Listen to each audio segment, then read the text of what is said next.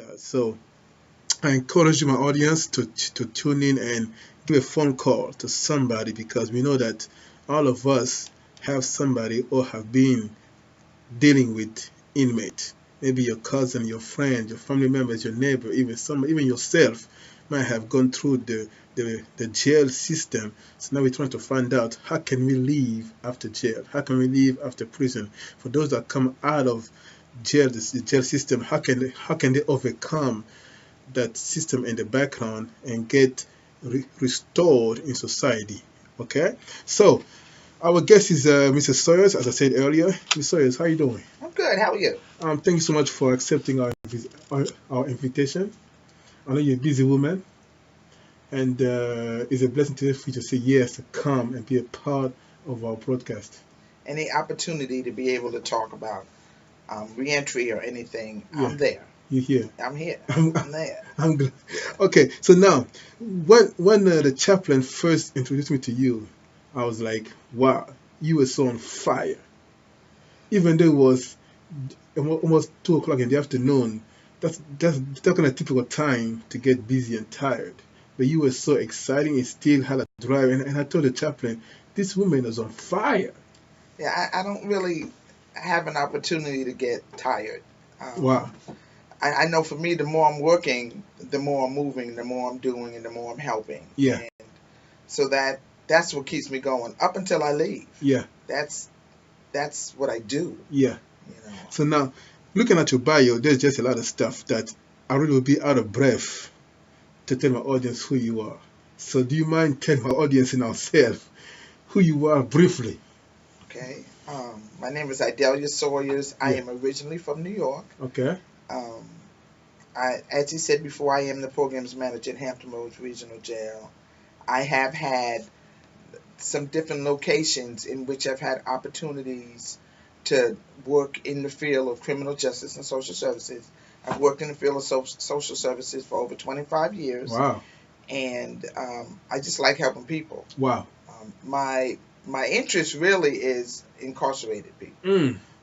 at-risk people, Mm. people that aren't usually provided the same type of services that people out on the street are provided. Mm. And so that's where my passion has been. Mm. So you say your passion for helping incarcerated people.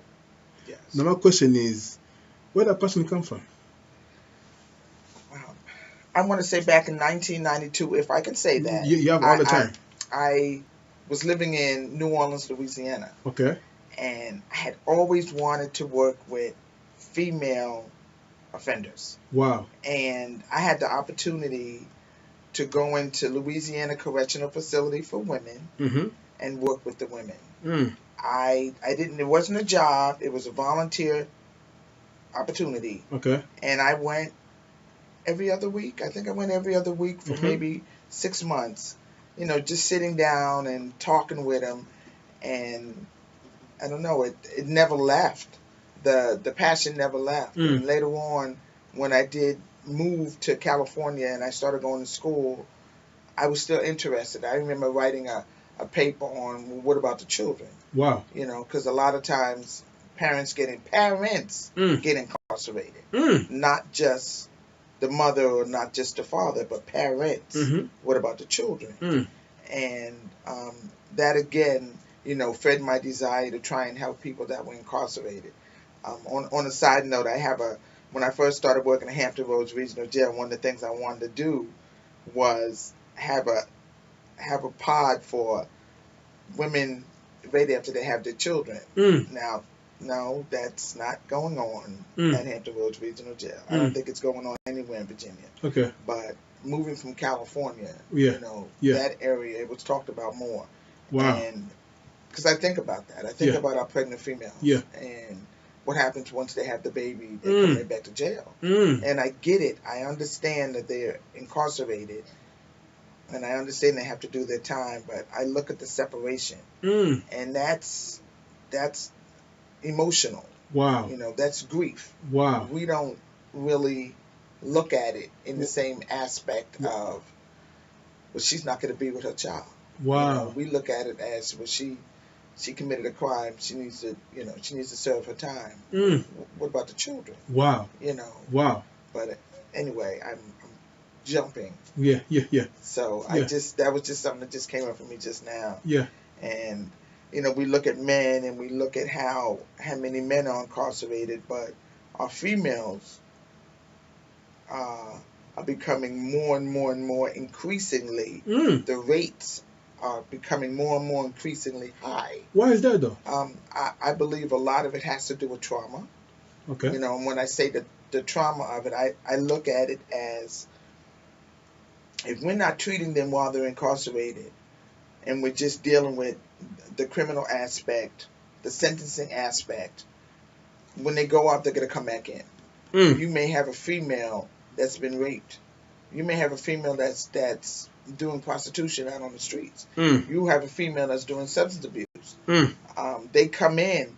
If we're not able to treat it, then when they go back out, they're going right back to the same environment. So somewhere in here, our women, and you want to talk about passion, our women are really coming in and out. To me, I'll see a female and maybe they went through the substance abuse program, which is an 8 to 10 week program that we have. Okay.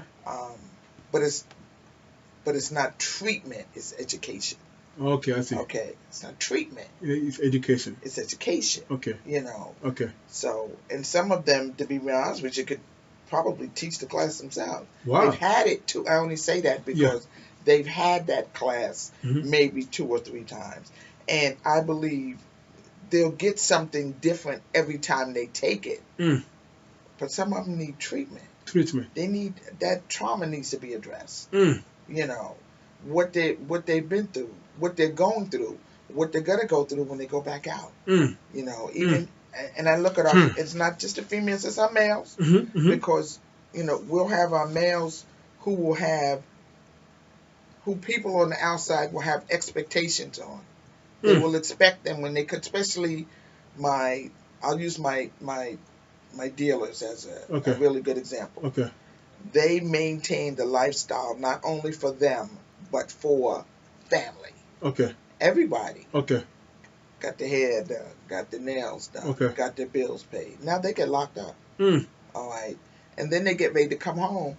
So those same people are expecting them to pick up the torch again. Wow. and maintain that lifestyle for them. But we're saying in the jail, I don't want you to do that no more when you get out on the street.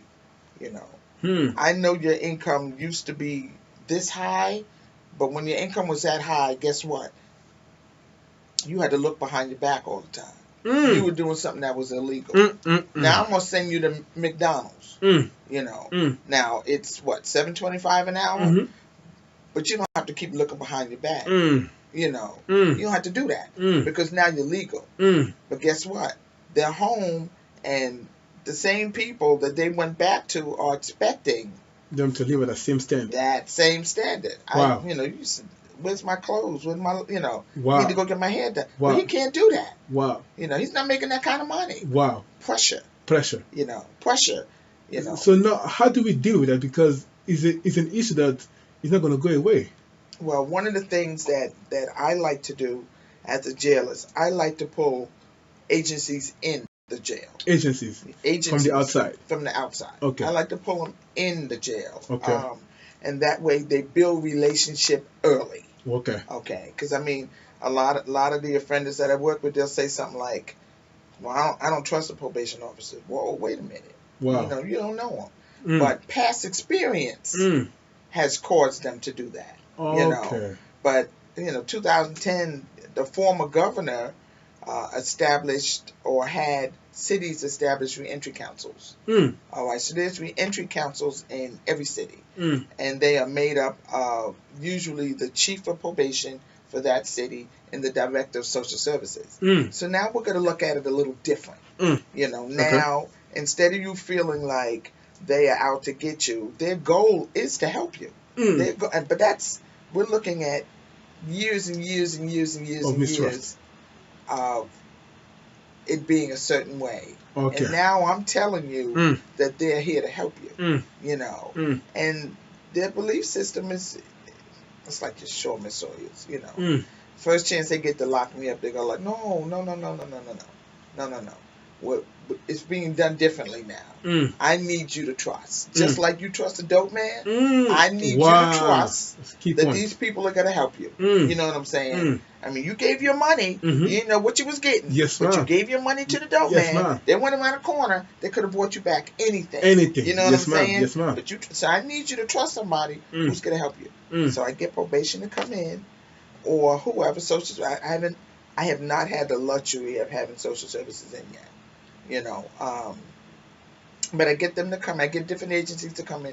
But wonderful agency, WE1A, which is Women Empowering One Another, Mm. they come in and they help the women. Mm. Okay, Mm. and they also provide aftercare services. Mm. So they'll come in and they'll work with them and empower them to be better. Mm. You know, and it's God centered. Mm. You know, the lady that's over the program usually gives them little cards with little scriptures on it, you Mhm. know, or whatever, for them to marinate on until she comes back the following week. Mm.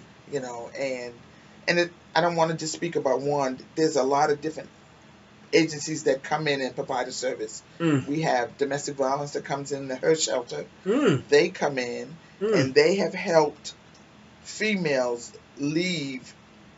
They come in, they do a group once a week. Mhm. They would then, when that person was released, they would help that person through case management. Mm. I remember going to Wawa's one day, and a young lady walked up to me and said, "Hi, Miss Sawyers," and I didn't even recognize her.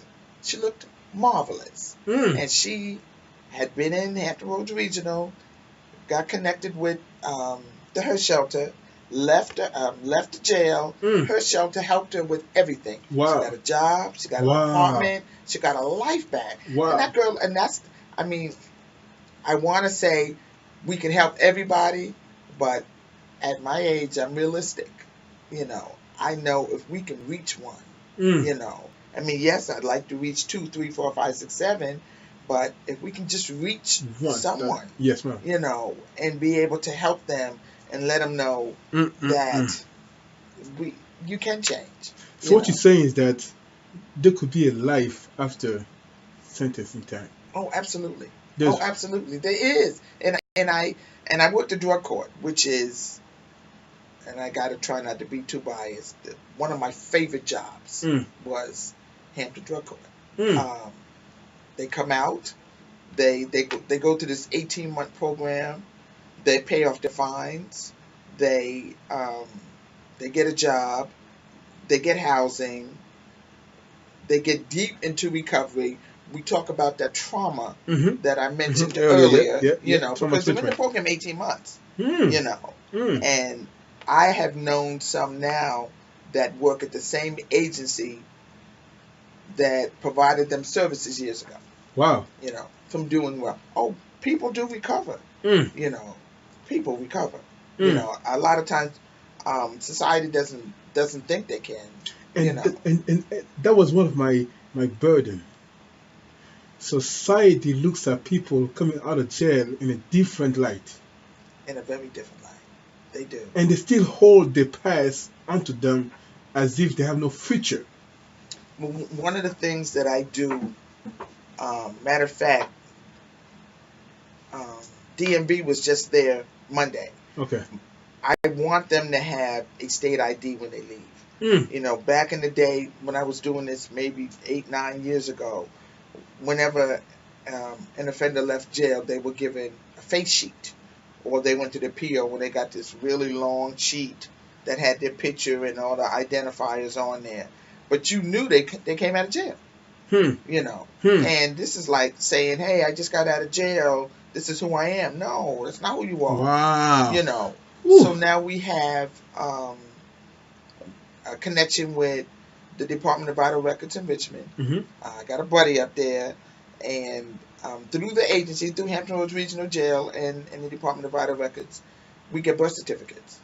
All right. It may, if they can afford it, and that Mhm. seems to be one of our hardships right now, because some of them can't afford it. Mm. They get a birth certificate, and then DMV comes every other month and they get the state ID. Wow. And so and I put it in their property. So when they leave, they have their birth certificate in there and a state ID. I don't have nothing on there that says I was incarcerated. Wow. You know what I'm saying? Wow. So they can go get a job with a state ID, and unless they say it, unless they say they was incarcerated, and we know on a lot of applications they'll ask if you've been incarcerated. They have to deal with that. I tell them don't lie. I don't lie. If it's for you, it's for you. It's for you. Wow. Wow. To my audience listening, this is Mrs. Sawyers. If I tell you that she obtained a degree in John F. Kennedy in California and a master's degree from Capella University and she's certified in substance abuse counselor. So she knows what she's talking about. If she's opening up and telling you all this stuff and what program she's bringing into not only the Hampton Road jail, but into the jail system itself, she knows what she's talking about. So just listen in and call some of your friends and co-workers. Come and hear her out because she has some knowledge and she can help all of us to deal with our inmate brothers and sisters, because all of them, they are God creation. Absolutely. Female, male offenders or not, they are still God creation. No matter what they've done in the past, they're still God creation. Now we need to bring them hope that even though they are in jail or out of jail, there's a hope out there. Is that what you're telling us, right? That's correct. There you go. So now, you talked about dealing with the trauma. I was getting ready to, I'm sitting here and I'm thinking about that now because I have just collaborated with another team of wonderful women that are going to come in. Tomorrow they come to orientation at the jail. We have orientation the first Thursday of every month. Okay. And they're coming in and they're going to do a class on human trafficking. Wow. And I go by what I hear the inmates say. Now, they may not say human trafficking, but I know prostitution plays a large role in substance abuse.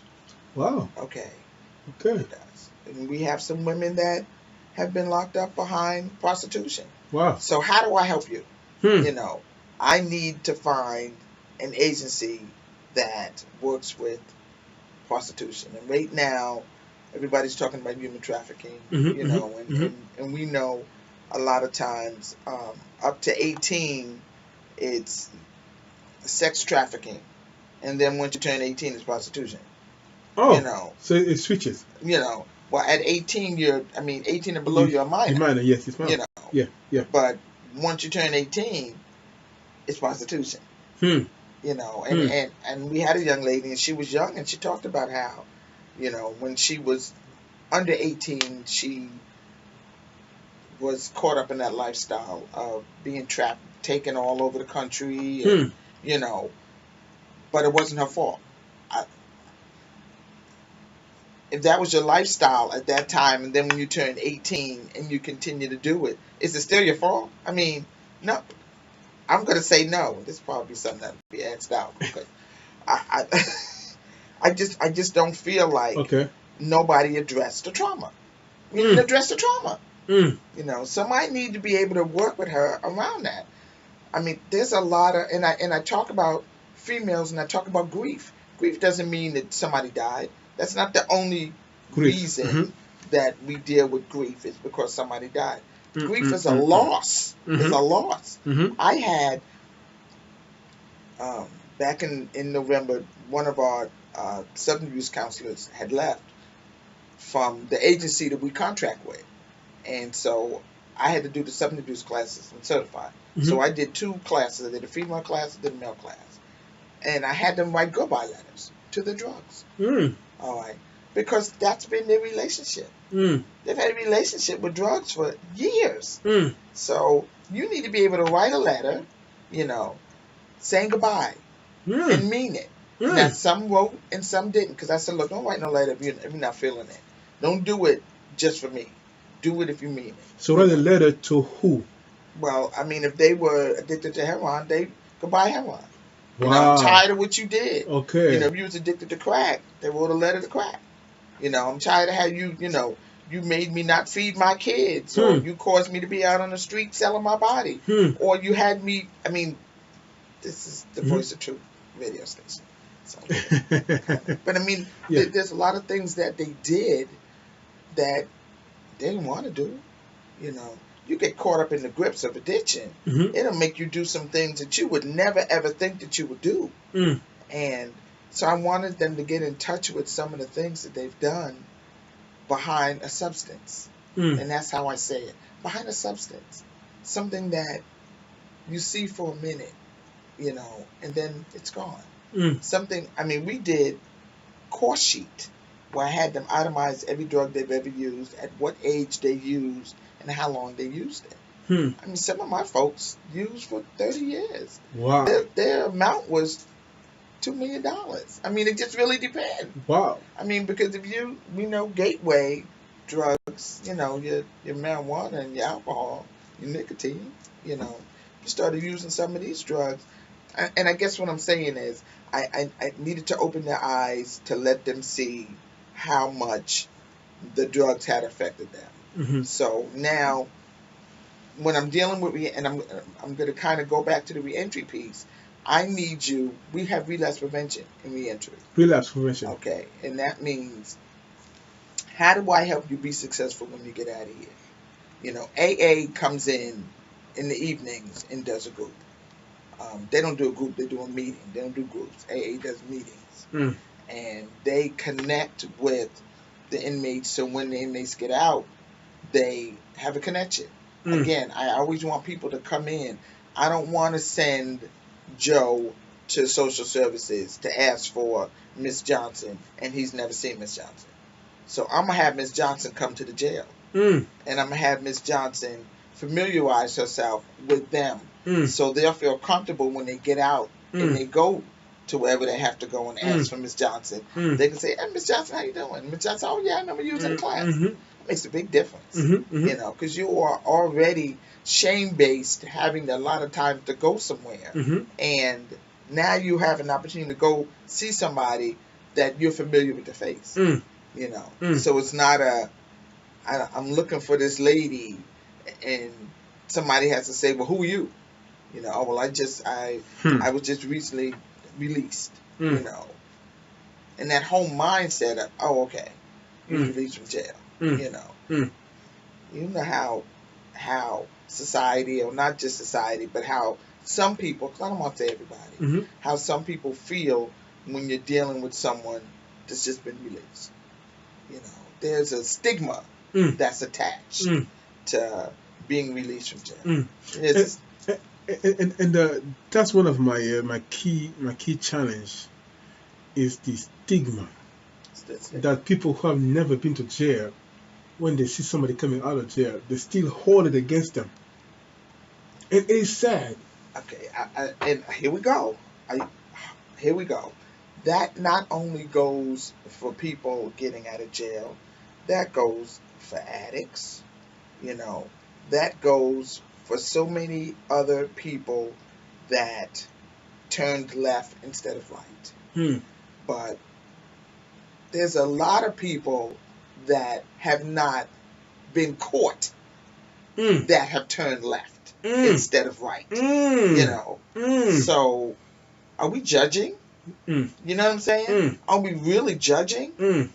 But that's what it is. You know, how dare you judge me? You never walked in my shoes. You don't know what I've been through. So for someone to say, well, because that person was recently incarcerated, I don't think I'm going to hire them. Well, guess what? You don't realize that person has a probation officer and has some support to help them.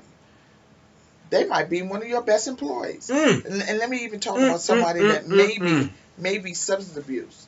They're no longer using. Okay. They're no longer using addiction, and therefore they're one of your best employees. Because when they use, they weren't. They were caught up. But they're not using no more. So now that they're not using, you have a responsible member of society. You know, but we get caught up in, oh, well, they used to use. And I worked at a place, and I'll never, you know, name the name, that believed that people didn't recover. You know, oh no, that person has a substance abuse problem. They're always going to use. Trust me. Trust me. 25 That's years not experience. that's not true. Mm, Okay, that's not true. mm, You know, but people don't believe that. You know, mm. but I'm not behind their doors seeing what they're doing. Yeah, You yeah. know, I like when you say that just because they haven't gotten caught yet, that doesn't make them innocent. that's right. But those that are in the system in jail, they've been caught. They've been caught. But now we should not hold them responsible of the past, especially if they've been to the program and they still have a ongoing support program to help them stay away from jail. Absolutely. So the society has to be responsible in a way enough that people do change. People change. And coming from somebody like you, 25 years experience dealing with all this kind of situation, you know I know. what you're talking about. I know what I'm talking about. Trust me. Wow. To my audience, that was Mrs. Sawyers. Again, she's a program manager at the Hampton Road Jail. And I will say it again.